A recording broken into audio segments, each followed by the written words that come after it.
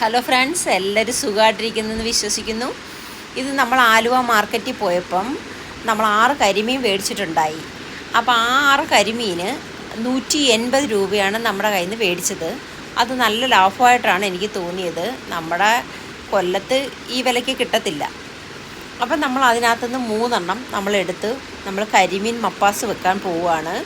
അപ്പം നമ്മൾ 3 എണ്ണം കഴുകി വൃത്തിയാക്കി നമ്മൾ അതിനകത്ത് മീൻ പൊരിക്കാൻ നമ്മൾ എന്തൊക്കെയാണ് ചെയ്യുന്നത്? മുളക് പൊടി, മഞ്ഞൾപ്പൊടി, കുരുമുളക് പൊടി, ഉപ്പ്, വെളിച്ചെണ്ണ, അപ്പോൾ എന്നിട്ട് ഇഞ്ചി വെളുത്തുള്ളി പേസ്റ്റ്, ഇത്രയും സാധനങ്ങൾ നമ്മൾ മിക്സ് ചെയ്ത് ആ കരിമീൻ വരഞ്ഞ് അതിൻ്റെ പുറത്ത് നന്നായിട്ട് തേച്ച് പിടിപ്പിക്കുക.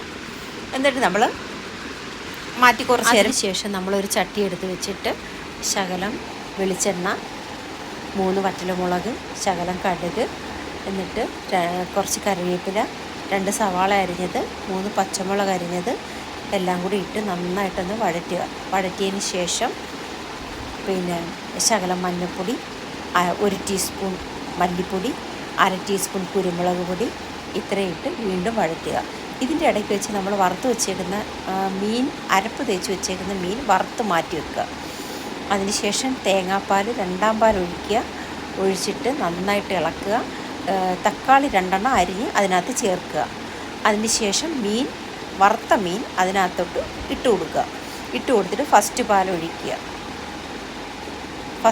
ഒഴിച്ചിട്ട് നന്നായിട്ട് വറ്റി വരുമ്പോൾ ഇതാണ് കരിമീൻ മപ്പാസ് ഗൈസ്. എല്ലാവരും ലൈക്ക് ചെയ്യണം, സബ്സ്ക്രൈബ് ചെയ്യണം. വീഡിയോ അടുത്തതിടുമ്പോൾ കാണണം കേട്ടോ.